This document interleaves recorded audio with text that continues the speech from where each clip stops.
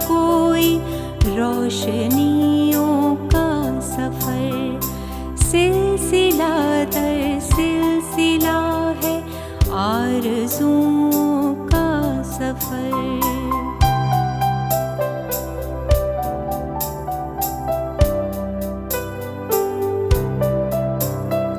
कितने मौसम आए ठहरे और पुकारे चल दिए, छोड़ कर तन्हा हमें किसके सहारे चल दिए।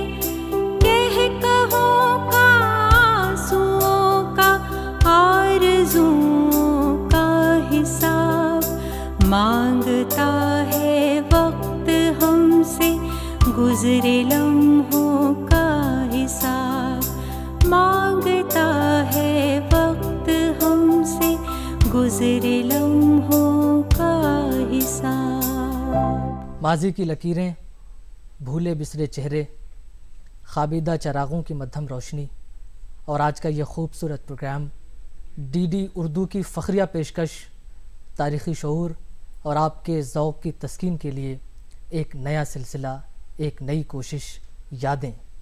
मैं आपका मेज़बान मोईद रशीदी। मोईद रशीदी का आदाब कबूल फरमाइए। आज हमारे साथ स्टूडियो में मौजूद हैं उर्दू के मशहूर शायर प्रोफेसर वसीम बरेलवी साहब। वसीम बरेलवी साहब, आपका हमारे स्टूडियो में खैर मक़दम है। बहुत शुक्रिया। वसीम बरेलवी साहब, आपने इतने मुशायरे पढ़े, कोई एक मुशायरा ऐसा जो आपकी पूरे इस मुशायरे के करियर में, उस पूरी ज़िंदगी में कोई ऐसा मुशायरा हो जो आपको बहुत याद आता हो, वो वाक़या बहुत आपको हॉन्ट करता हो, ऐसा कोई वाक़या अगर हमारे नाज़रीन से आप शेयर करें? ज़रूर। देखिए, एक बात तो यह है कि 6 फरवरी 1972 जी, मेरे कुछ अकीदतमंद थे इनकम टैक्स में बरेली में, उन्होंने कल्चरल सोसाइटी बनाई हुई थी। उन्होंने मेरे जश्न का एहतमाम किया एट द एज ऑफ 32, और ऐसा एहतमाम हुआ जश्न वसीम का कि खुदा करे हर शायर को नसीब हो। बिल्कुल। अभी तक मेरी याददाश्त में न उससे पहले का और न आज तक ये एहतमाम मुझे कभी देखने को नहीं। इस बला की अकीदत, इतनी न्याज़मंदी और इतनी मोहब्बत उसमें शामिल थी, बड़ी बात कि उस प्रोग्राम को कंट्रोल पुलिस ने नहीं, मिलिट्री ने किया था। ओहो। 72 की बात कर रहा हूँ आपसे। मेरी 2 गज़लें गवाने के लिए महेंद्र कपूर साहब को बुलाया गया था बॉम्बे से। सदारत हेमवती नंदन बहुगुनाथ जी ने की थी, मेजर जनरल ने इनॉग्रेट किया था। चिल्ले का जाड़ा था, बला की ठंड थी, फिराक साहब से लेकर और शास्तमकनत तक हिंदुस्तान का कोई अहम शायर ऐसा नहीं था जो वहाँ जिसको मदू न किया गया हो।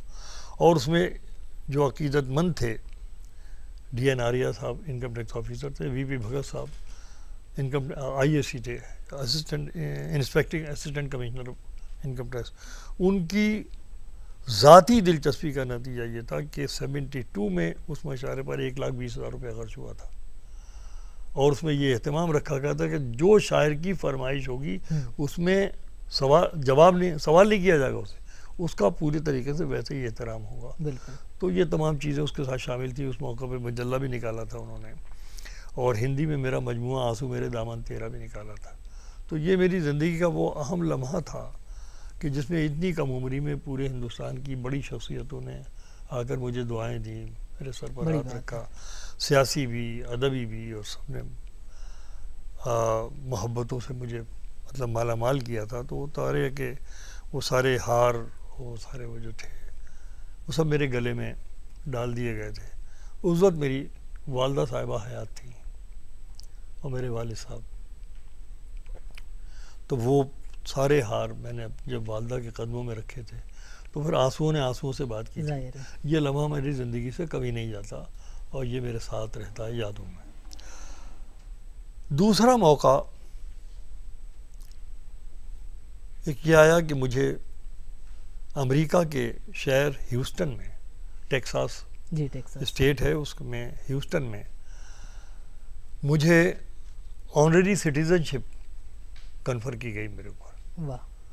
जो मेरे ख्याल में शायद हिंदुस्तान में मैं ऑनरेरी सिटीज़न हूँ अमेरिका का। उस मौके पर میں نے دیکھا کہ اعزازی شہریت اور گڈ ول ایمبیسیڈر خیر سگالی جی جی سفیر کے طور پر وہ سند دی گئی اس میں، اور رات کے 3 صدارت میری رکھی گئی. بڑی عام شخصیتیں اس کے اندر وہاں پر جو ادب کے حوالے سے، زبان کے حوالے سے موجود ہیں، وہ موجود تھیں. تو اس حال میں یہ واقعہ مجھے بھولتا نہیں، بہت یاد آتا. 3:30 بجے کے قریب مجھے پڑھنے کے لیے کہا گیا. تو وہاں کے قوانین کچھ ایسے ہیں کہ وہاں ایک سیٹ سے زیادہ آدمی نہیں آ سکتا. جی جی. انہوں نے کیا مینیج کیا وہاں کی لوکل ایڈمنسٹریشن سے کہ اس میں سیٹیں تو پوری بھری ہوئی تھیں ہی، 1,500 کی کیپیسٹی کا حال تھا. لوگ دیوار سے لگے ہوئے تھے، کھڑے ہوئے. تو اس وقت مجھے اتنا شدید احساس ہوا کہ میں بھی مطلب تھوڑا جذباتی ہو گیا، اور میں نے کہا کہ دیکھیے میں اتنی دیر سے بیٹھا ہوا یہ سوچ رہا ہوں کہ امریکہ جیسا مصروف ملک، ٹیکساس جیسی اسٹیٹ اور ہیوسٹن جیسا مصروف شہر، اس میں رات کے 3:30 بجے یہ 1,500-2,000 کا مجمع، اگر اعلان یہ ہوتا کہ رات کو 3:30 بجے 5 ملکوں کے سربراہ، امریکہ، جاپان، چین، انگلینڈ، رشیا کے آئیں گے اور پبلک کو ایڈریس کریں گے، تو یہاں پر 300 آدمی نہیں ہوتے سوائے سیکورٹی کے. بالکل. میں نے کہا یہ اللہ نے ہم فقیروں کی آواز میں اور زبان میں اور بات میں اتنا اثر دیا ہے کہ رات کو 3:30 بجے مجمع کا یہ حال ہے یہاں پر بیٹھ. یہ شاعری کا معجزہ اور شاعر کی توقیر ہے. تو میں نے کہا کہ یہ چیزیں میں کبھی نہیں بھولتا. بالکل. ویسے تو اتنے واقعات ہیں، بہت سارے معاملات ہیں. وسیم بریلوی صاحب، ذرا سا میں آپ کو روکنا چاہتا ہوں کہ وقت ہمارے پاس کم ہے، اور اتنی شخصیات آپ کی زندگی میں آئی ہیں، ان کے ساتھ وقت گزارنے کا آپ کو موقع ملا. ظاہر ہے اپنے بزرگوں سے آپ نے بہت کچھ حاصل کیا، اور بعد کی نسلوں کو آپ منتقل کر رہے ہیں وہ سرمایہ، وہ دولت، وہ روشنی. کچھ ایسی شخصیتیں جن کا ذکر ہماری تاریخ میں آتا تو ہے، لیکن ادبی حوالوں سے اور کچھ واقعات ایسے جو آپ کے ان سے ملاقات کی صورت میں، ان کی صحبتوں میں ان سے فیض حاصل کرتے ہوئے آپ نے محسوس کیا. جیسے ایک نام میں آپ سے لیتا ہوں، انور صابری صاحب کا. بہت دلچسپ شخصیت ان کی رہی ہے. ان سے متعلق کوئی واقعہ اگر آپ کو یاد آتا ہو تو آپ ضرور. بہت دلچسپ شخصیت کی طرف آپ نے اشارہ کیا، اور مجھے حیرت ہے کہ آپ نے بالکل دوران گفتگو بغیر کسی پلاننگ کیے ہوئے، بغیر کسی آپ نے پہلے سے سوچی سمجھی بات کی اشارہ کیا. اس میں کوئی شک نہیں کہ ہمارے علامہ انور صابری صاحب مرحوم بڑی دلچسپ اور بڑی حد پہلو شخصیت تھے. سیاست میں بھی ان کا اتنا ہی دخل تھا، اور شاعری کے میں بھی تھے، اور وہ اور دیگر کاموں میں بھی. تو ان کو اگر آپ نے شاید نہیں دیکھا ہوگا، اگر دیکھتے تو وہ عجیب الخلقت تو تھے ہی، لیکن لباس کے اعتبار سے بھی بہت منفرد تھے. یعنی وہ 6.5 فٹ کا تن و توش تھا ان کا، داڑھی تھی، ٹوپی پہنتے تھے، اور ان کا چوغا جو ہوتا تھا وہ بالکل نیچے تک آتا تھا کہ اس میں آپ پاجامہ نہیں دیکھ سکتے. مطلب کرتا سا ہوتا تھا، لمبا سا، لیکن بڑے ذہین اور بڑے رقیق القلب آدمی تھے. مجھ سے تو بڑی محبت فرماتے تھے. اگر میں آپ کو بتاؤں کہ خیر سناؤں گا وہ واقعہ بعد میں سناؤں گا آپ کو، لیکن دلچسپی کے حوالے سے میں ان کی بناتا ہوں کہ وہ مجمع کو چھیڑتے بھی تھے، اور اگر کوئی اچھا جملہ آتا تھا تو اس کو پسند بھی کرتے. علی گڑھ کا ایک مشاعرہ ہو رہا، اور اس مشاعرے میں مولانا پڑھنے کے لیے آئے. ہم لوگ تو بہت چھوٹے تھے، ان کے سامنے بڑا ادب کرتے تھے، بڑا احترام کرتے تھے. تو وہ پڑھنے کے لیے کھڑے ہوئے تو تھوڑا سا ان کو طبیعت ان کی ناساز تھی، تو انہوں نے لڑکوں سے کہا، اچھا یاد رکھیے گا بہت ہی تن و توش کے تھے، بڑے بالکل الگ سی شخصیت تھی ان کی. تو لمبی سی داڑھی، ٹوپی پہنے ہوئے، اور یہ بڑا ان کا جسم قداور، کہ ارے میرے بچوں، علی گڑھ کے بیٹیوں، صرف تمہاری وجہ سے آیا ہوں، اور مجھے ڈبل نمونیا تھا، لیکن تمہارا مشاعرہ تھا اس لیے میں چھوڑ نہیں سکتا.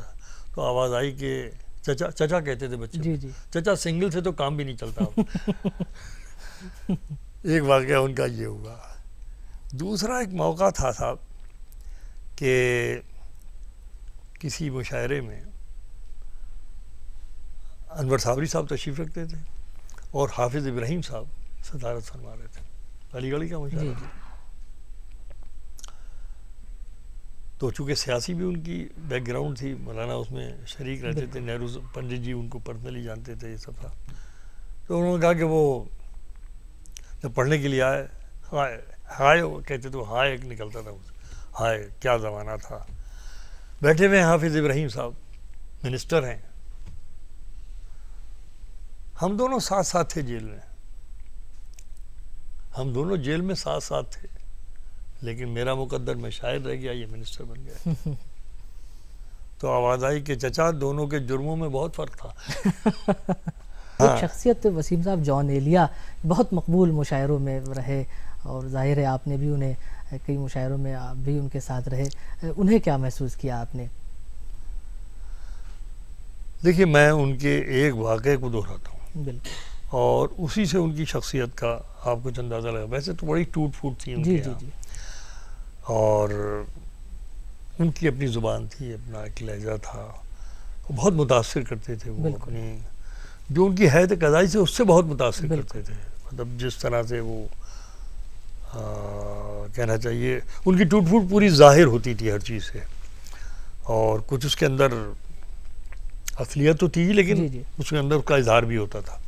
لیکن مجھے ایک واقعہ جو معلوم ہوا، میں اس سے ان کی بہت متاثر ہوا کہ جو پارٹیشن کے بعد وہ چلے گئے تھے پاکستان، لیکن وہ رہتے تھے وہاں، جیتے تھے یہاں.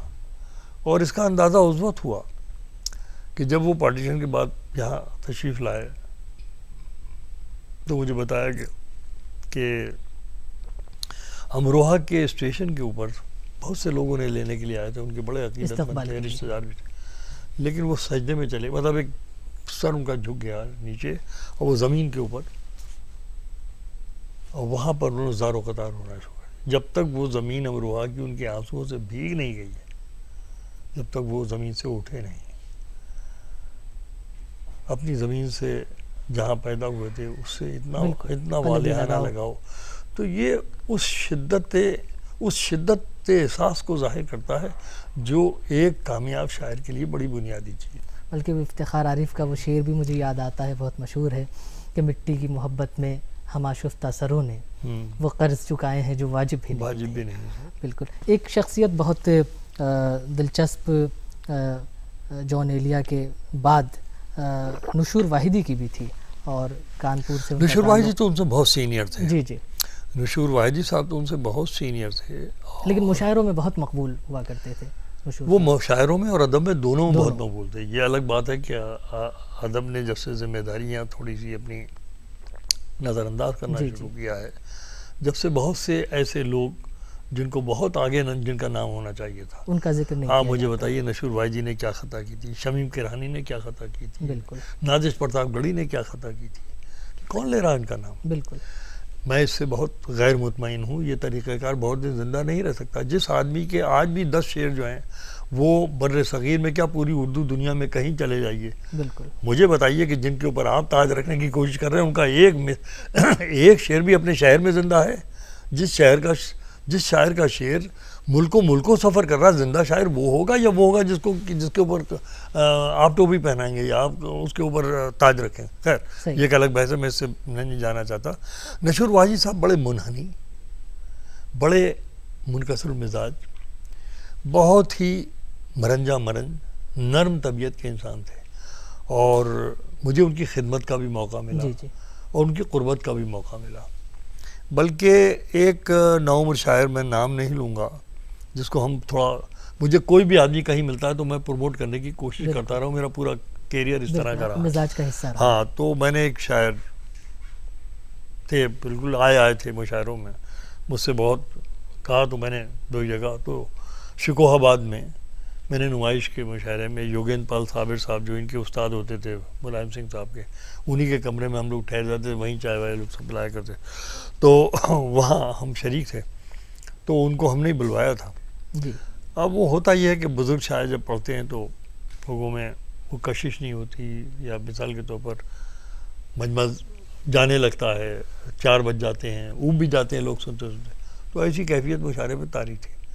تو ان نومر شاعر نے بڑا نادانی کا جملہ بول دیا، کاہے کے لیے بلا لیا جاتا ہے مرتاؤ لوگوں کو کہ وہ. تو میں نے ان سے کلام کرنا چھوڑ دیا. جی جی. اور میں نے ان کو بہت سخت کہا. میں نے کہا میاں ان کا تو ایک مصرع تمہاری سمجھ میں آ جائے تو تمہاری آنکھ میں سنور جائے، شعر کہنا تو بہت دور کی بات ہے. صحیح بات ہے. اور ان کے جوتے سیدھے کر کے تو ہم آئے محفل میں. ارے آپ کی، میں نے کہا آپ تو اس لیے کہ آپ سے فائدہ وابستہ ہے آپ کا، اسے چھوڑیے، لیکن آپ اس لائق نہیں ہے. پھر اس کے بعد انہوں نے صلح صفائی کی بھیا کر. تو کہنے کا میرا منشا یہ ہے کہ نشور واحدی صاحب ادبی انداز کے مقبول تھے. وہ نہیں تھے کہ وہ جناب ہلکے پن سے مقبول ہو.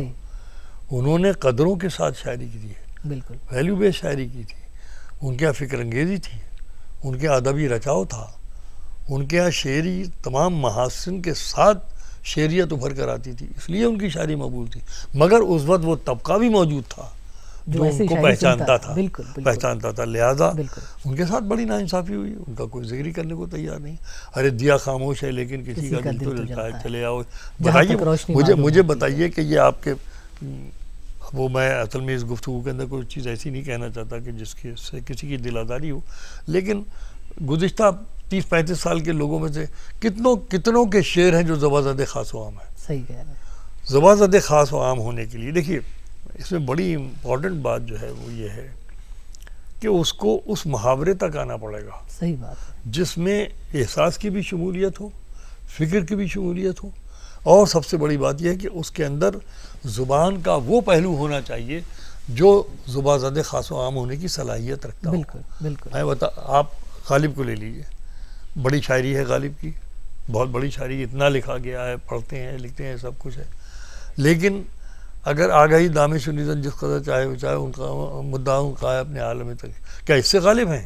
نہیں ظاہر ہے. یہ تو غالب تو اپنی زندگی میں اپنے آپ کو بدلے لے رہے ہیں. بالکل. یہ نقش فریادی ہے کس کی شوقی ہے، تحریر کا کاغذی ہے، پیرانہ یہ کہتے کہتے آ جاتے، آگے چلے آتے ہیں کہ دل نادہ تجھے ہوا کیا. آخر یہ کب سمجھ میں آئے گا لوگوں، یہ کب آئے گا لوگوں کی سمجھ میں کہ بڑی بات کہنے کے لیے بہت آسان زبان چاہیے. بالکل. اور یہ ایک آپ آسان زبان کی بات کر رہے ہیں وسیم بریلوی صاحب، تو ایک شخصیت مجھے یاد آتی ہے، دلاور فگار صاحب. اور ظاہر ہے طنز و مزاح کے شاعر، اور ہمارے ہاں طنز و مزاح کی شاعری کی ایک پوری روایت موجود ہے. اکبر الہ آبادی سے اگر ہم دیکھیں تو ہمارے بڑے شاعر گزرے ہیں. بہت آسانی سے لوگ طنز و مزاح کے شاعروں کو نظر انداز کر دیتے ہیں، لیکن اکبر ہمارا پہلا انٹلیکچول شاعر بھی ہے جس نے سیاست پر، سماج پر، اور صحت کے تعلیمی نظام پر اور حکومت پر ایسا گہرا طنز کیا ہے، ایسی وار کی ہے کہ اس کی کاٹ، اس کی چوٹ آج بھی محسوس کی جاتی ہے. اور آج کی نسل بھی وہ جب شاعری پڑھتی ہے تو اس زمانے سے اپنا رشتہ استوار کر لیتی ہے. دلاور فگار صاحب کے بارے میں آپ کی یادیں بہت ہیں. انہوں نے آپ پر ایک نظم بھی لکھی ہے، میں نے پڑھی بھی ہے، چاند پر مشاعرہ. نہ جانے کیسی نظمیں ایسی مشہور ہوئی ہیں، مشاعروں میں بہت مقبول تھے، بہت لوگ ان سے محبت کرتے تھے، انہیں سنتے تھے. ان سے متعلق کوئی واقعہ اگر آپ. میں BA میں طالب علم تھا، مجھ سے عمر میں خاصے بڑے تھے جی، لیکن میں شہری محفلوں میں اور ادھر ادھر کا ذکر میں آ گیا تھا. جی جی. تو دلاور فگار صاحب کے پتہ نہیں یہ بات بھی کہنا منا، ایک شاگرد تھے، نام چھوڑیے جی، ایک شاگرد تھے جن کو وہ طنزیہ یہ کلام جو تھا کہہ کے دے دیا کرتے تھے، اپنے آپ تحت میں پڑھتے تھے. بڑی کامیاب غزلیں انہوں نے طرح مشاعرے بدائیوں کا اندر، بدائیوں میں ایک ایسی روایت تھی کہ ہر ہفتے 15 دن وہاں کی اس زمانے میں 50-60 کے اندر طرح مشاعروں کا مطلب ہوتا رہتا، مطلب وہ بالکل حصہ بنے ہوئے تھے وہاں کی تہذیبی زندگی کا، جو زمانے کا وہ پورا وہ تھا نا ہینگ اوور، ذمہ داریاں جانا اور یہ وہ، اس کے اندر بڑا شاعری کا چرچا تھا وہاں پر. تو یہ ہم سنتے رہتے تھے بریلی میں، ہمارے یہاں بھی تھا. دلاور فگار صاحب سنجیدہ کلام کہتے تھے، انہیں چند لوگ واہ واہ کہتے تھے، جو سمجھدار ہوتے تھے پسند بھی کرتے تھے، لیکن ان کے جو شاگرد تھے، یہ بہت دلچسپ واقعہ ہے یہ، تو ان کو بڑی داد ملتی تھی. چنانچہ ہمیں یاد ہے کہ بریلی میں کرنل حبیب ہوتے تھے، انہوں نے ایک محفل آراستہ کی، اس میں بدائیوں کے بھی شعراء آئے، بریلی کے بھی تھے، ہم بھی گئے. اور وہ مشاعرہ جو تھا بڑا کامیاب ہوا. اور اس میں دلاور فقار صاحب نے سنجیدہ پڑھا، ان کے شاگرد نے، تو انہوں نے لو کیا پورا مشاعرہ.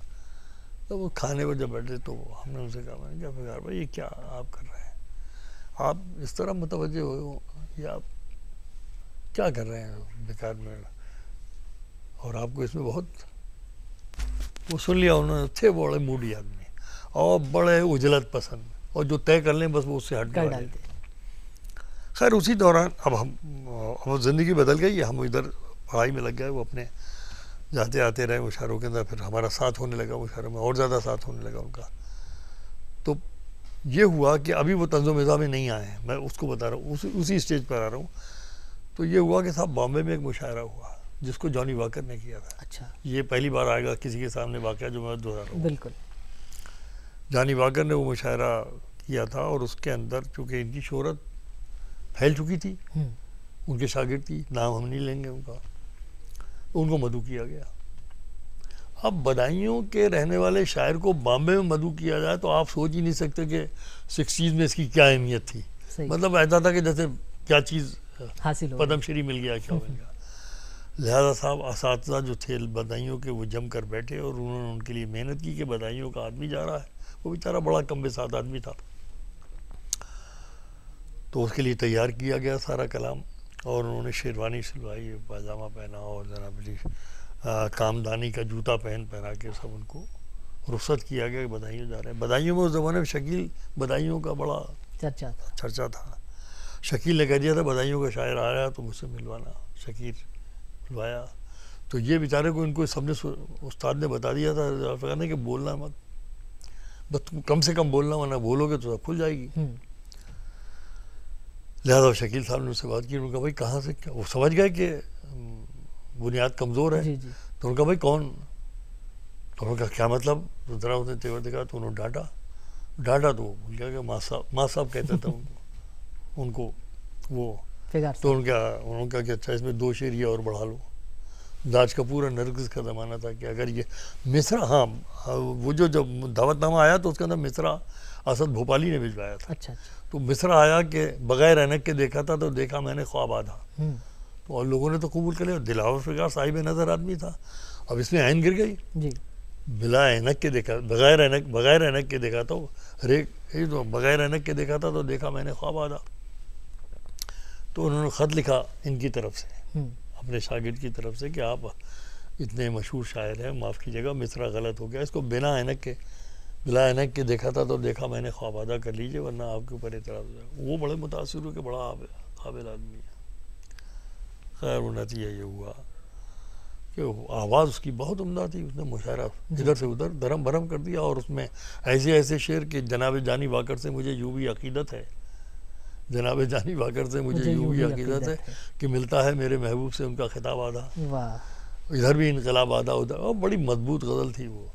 مختصر یہ ہے کہ میں بتاؤں کہ وہاں سے نکلنے کے بعد پھر وہ شکیل صاحب نے پھر ان کو کہا دلاور کیا کر رہے ہیں. پھر یہ متوجہ ہوئے اس طرف، اور پھر نئی دنیا اخبار نکلتا تھا، ان کے قطعات اس میں شائع ہو. اور قطعات نے کیا مقبولیت حاصل کی کہ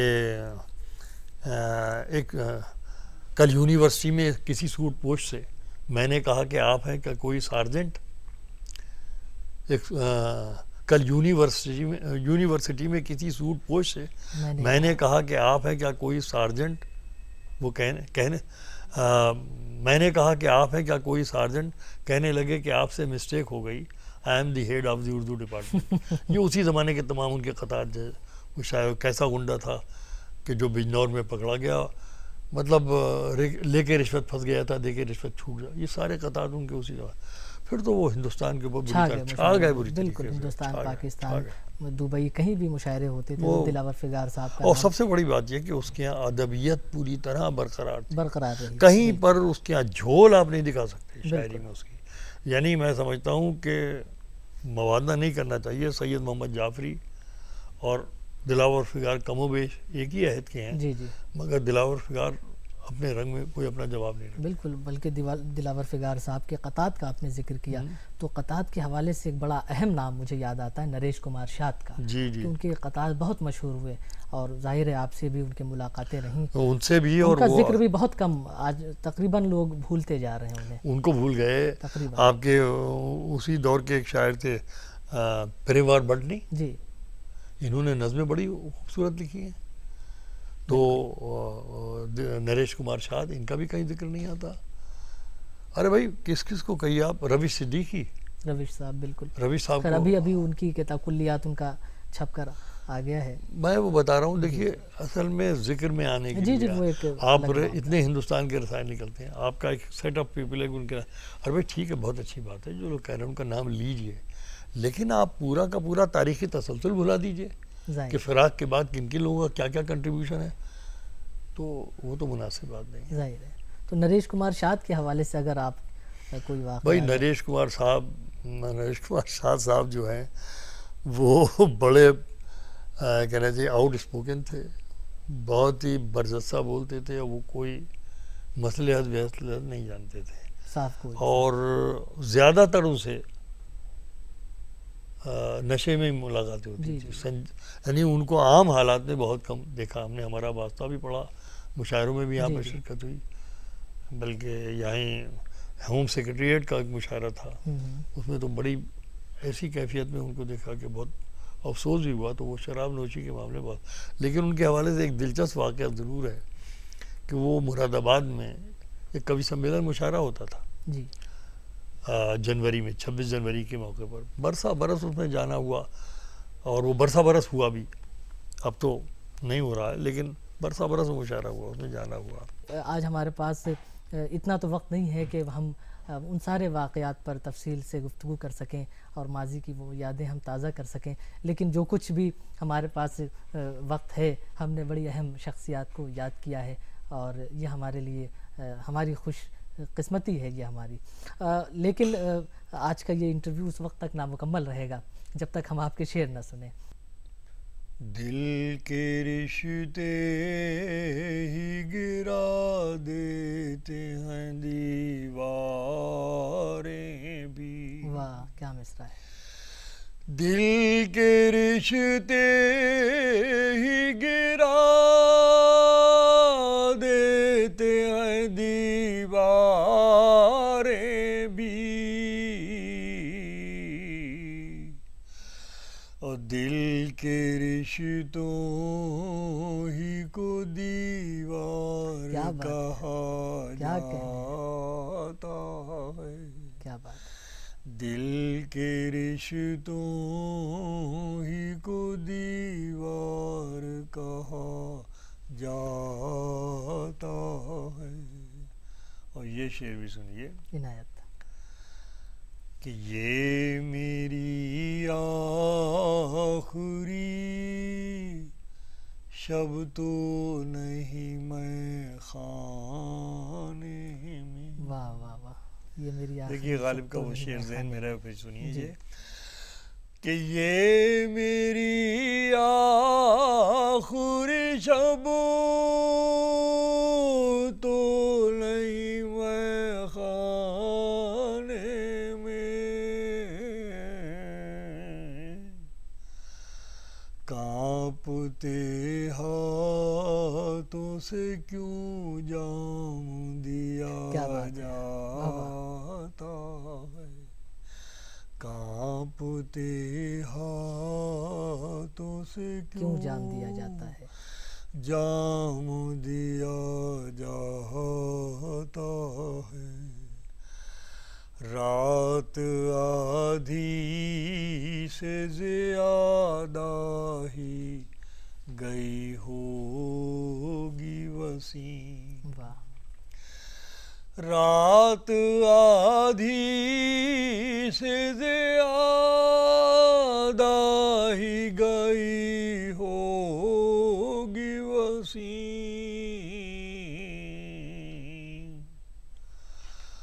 آؤ گھر لوٹ لیں نا وقت ہوا. کیا بات ہے. واہ واہ واہ. وہ वसीम बरेलवी साहब, आपने इतने अच्छे शेरों से हमें नवाजा और आज की ये पूरी गुफ्तगू जो महफूज हो गई, ये आइंदा नस्लों के लिए भी महफूज हो गई कि वो सुनेंगी और हमारे नाजरीन उससे महसूस होंगे और उनकी बसीरतों को अपनी नज़र में भी उतारेंगे।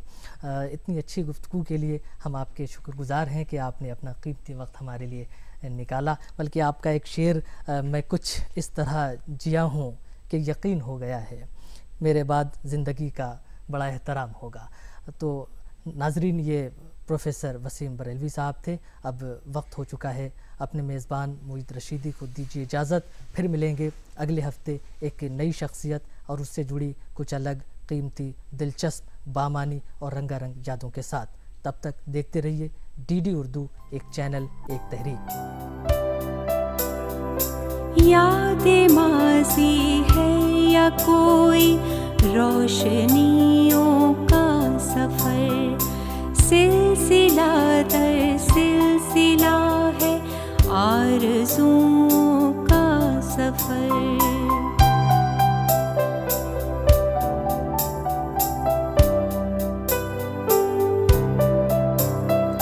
कितने मौसम आए, ठहरे और पुकारे चल दिए, छोड़ कर तन्हा हमें किसके सहारे चल दिए। कह कहो का आंसुओं का, आरज़ुओं का हिसाब मांगता है वक्त हमसे, गुज़रे लम्हों का हिसाब मांगता है वक्त हमसे, गुज़रे लम्हों